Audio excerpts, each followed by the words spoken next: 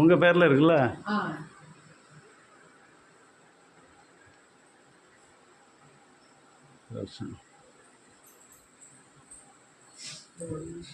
இவ்வளோதான் இல்லை? இருக்கட்டும் பரவாயில்லம்மா, அது வேண்டாம் வேண்டாம் இல்லை,